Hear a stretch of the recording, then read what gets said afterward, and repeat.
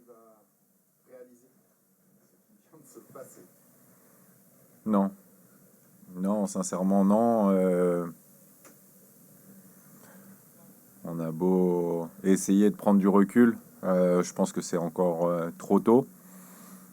Euh, Bien évidemment, on se rend compte que c'est fantastique. Il y a déjà la joie, on sait qu'on est maintenu, on sait qu'il n'y aura pas de barrage, on sait que toutes ces choses-là, on sait, mais je pense que vraiment le savourer, pardon, ça prendra quelques jours. Tu aurais imaginé un tel scénario? Vous êtes mené deux fois vous revenez, et puis vous aviez dit que ça se jouait sans doute à la dernière journée. Pour le coup, ça s'est joué à la dernière seconde de la dernière journée. Oui, ça très sincèrement, par contre, je l'ai imaginé. Je vais aller plus loin. C'est que j'ai imaginé le penalty d'Abdou. Pourquoi? C'est inexplicable, mais je l'ai eu plein de fois en tête et il le sait. Les joueurs au tout début de la saison. Sachant d'hier, bonnes vacances et sachant pour tout. Remercie tout le monde. Les joueurs, je leur ai dit le premier jour, je leur ai dit que c'est vrai que ça fait pas rêver de jouer un maintien, mais qu'on sera peut-être content quand ça arrivera et ce sera sûrement la dernière minute du dernier match. Donc on s'est accroché, on y a cru jusqu'au bout, on a été récompensé avec un scénario fou, mais quand je vois le mental de ce groupe, je suis pas surpris. C'est quand même un sacré pied de nez que le club fait, que les joueurs font, et que toi aussi tu fais. Le pronostic, à tout ce qui a pu se dire, se raconter, toutes les difficultés qu'il a fallu traverser cette saison. Dans ces moments-là, il faut faire attention. Des fois, on est attrapé par l'euphorie. On a vu Mathieu intervenir. Il n'y a pas deux clubs comme ça en France, très sincèrement. J'ai une direction incroyable. Le président a été d'un soutien incroyable aussi. Mathieu et son équipe, c'est pas pour ne pas citer tout le monde, mais il y a forcément une relation particulière avec Mathieu, le président, avec mes joueurs, qui a été vraiment incroyable. Il a fallu apprendre à se connaître. Quand on me connaît pas, bah, au début, ça pique un peu, parce que je dis tout en face, mais aux joueurs. Après, bah, on m'est tombé dessus parce que je les protège beaucoup. Mais je pense qu'aujourd'hui, ce qui s'est passé, c'est parce que je les ai beaucoup protégés et qu'ils avaient à cœur de me le rendre. Et après, c'est très beau pour ma famille, parce que bah, c'est eux qui ont souffert au final. Moi, je suis un peu bête et bourrin. J'ai l'habitude. Je suis exposé depuis très longtemps maintenant. Et j'ai pas une tête qui plaît énormément. Donc, moi, je fais face. Il n'y a pas de souci. Ça a été dur pour ma famille. Juste qu'on ne remette jamais mon investissement en question. J'ai vécu des dernières semaines très compliquées d'un point de vue familial. Et personne n'a rien vu. Et j'ai toujours tout donné pour ce club.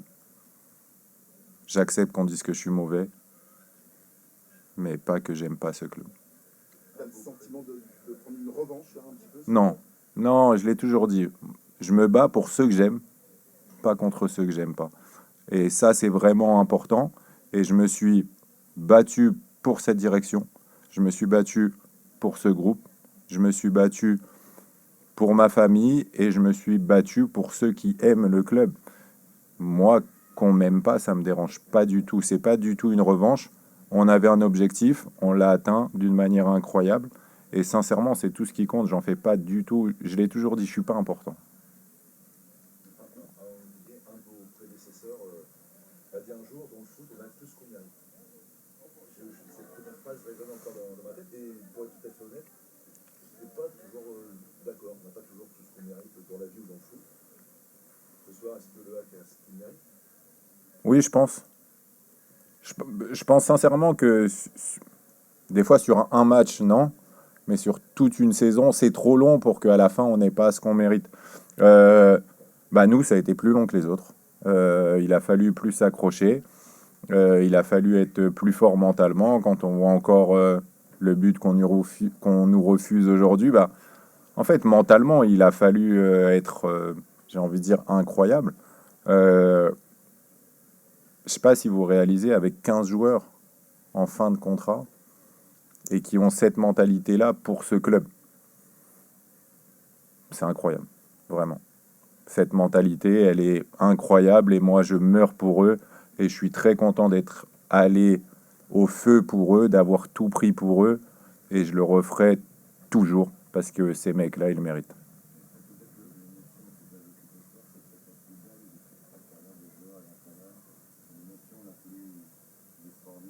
Ouais, sans aucun doute. Sans aucun doute, parce que c'est un club particulier, parce qu'il s'est passé des choses particulières cette année, et parce que mes dernières semaines ont été très difficiles à gérer mentalement, et quand on, j'ai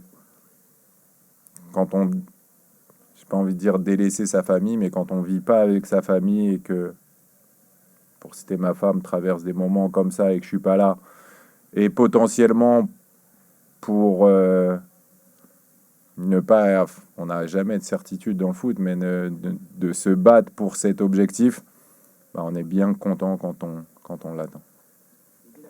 La communion à la fin avec les supporters, elle est symbolique aussi par rapport à ce qui a pu se passer tout au long de la saison. Comment tu l'as vécu, toi, t'as jamais eu de rancœur, de rancune? Non, je l'ai toujours dit. En fait, c'est dur à encaisser, bien évidemment. Mais moi, je préfère qu'on me dise que je suis pas bon. Ça, j'ai pas de problème avec ça. Mais pas l'investissement. Ou c'est ça qui a été dur pour moi. Ou en fait, je pense que le plus blessant pour moi, c'est quand j'entends le hack, c'est nous. Et moi, ça me fait mal parce que j'ai vraiment passé beaucoup d'années, parce que je me suis investi dans ce club, parce que je suis venu, faut dire la vérité, tout seul, sans rien choisir, que je me suis accroché, et quand on m'est tombé dessus si violemment, c'est compliqué. C'est compliqué parce que c'est en cours de saison. Heureusement que je suis vraiment fort mentalement et peut-être un peu bête, mais au final, on fait plus de points, plus de victoires, plus de buts. Tout est mieux que l'année dernière. Et maintenant, on peut me dire tout ce qu'on veut. Les chiffres, ils sont là. Est-ce que tu avais le sentiment de jouer gros, toi, pour ta carrière d'entraîneur naissant, dans le sens où on juge souvent à l'aune du résultat final, maintien ou relégation, le travail qui a fait accompli? Très sincèrement, je suis pas une personne comme ça. Alors, il y a des jours, tu es un être humain et tu y penses. Mais je vous promets que l'intérêt du club, il a toujours été au-dessus de ma petite personne. Mon rêve d'enfant, c'était de jouer au foot, d'être footballeur. J'ai atteint ce rêve d'enfant. Là, c'est un rêve d'adulte. Tu peux les gérer. Ça y est, t'es un grand garçon et il y a des moments avec et des moments sans. Le rêve de ma vie, je l'ai accompli. C'est ma famille et c'est d'avoir joué au foot en tant que professionnel.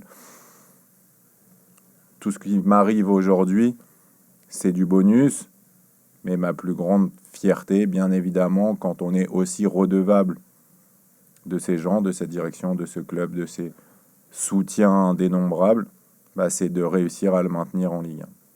On t'avait posé la question avant le match. Après ce maintien, est-ce qu'on peut dire que Nick Edibert sera sur le banc du HAC en Ligue 1 la saison prochaine? Comme je vous l'ai dit avant le match, et c'est pour ça que c'est pas une question de résultat, dans ma tête, oui. Après, c'est toujours pareil. Toutes les fins de saison, tu fais un bilan. Mais en tout cas, je n'ai pas exprimé ma volonté de partir. Je n'ai pas la tête ailleurs. Et je pense qu'il fallait que ma tête soit vraiment focus ici pour réussir ce qu'on a réussi. Donc voilà, le plus important est fait. Maintenant, on va couper en famille. Plus de conférences de presse, je suis désolé. Hein. On va se reposer un peu. Il y a pire, franchement, vous avez fini par être gentil. Didier, c'était ta première saison pleine en tant qu'entraîneur. Est-ce que tu n'as pas le sentiment de ressortir avec peut-être l'expérience d'un entraîneur qui aurait déjà 10-15 ans derrière lui en Ligue 1? Franchement, je suis carbo complet. C'était long et ça a été ma causerie. Ma causerie d'avant-match, justement, c'était ça. C'était de leur dire que peu importe ce qui va se passer, je veux qu'on puisse se regarder dans les yeux à la fin du match Et l'engagement que j'ai pris auprès d'eux en début de saison, c'est de tout donner. Et je promets que j'ai vraiment tout donné. Et j'avais besoin qu'il n'y ait pas d'autres matchs derrière et que je puisse couper. Je pense qu'eux aussi, ils avaient besoin. Et ouais, ça a été une saison riche pour moi d'enseignement, riche pour ce groupe. Je sais que j'ai un caractère particulier, mais je sais aussi ce que j'obtiens quand on apprend à me connaître.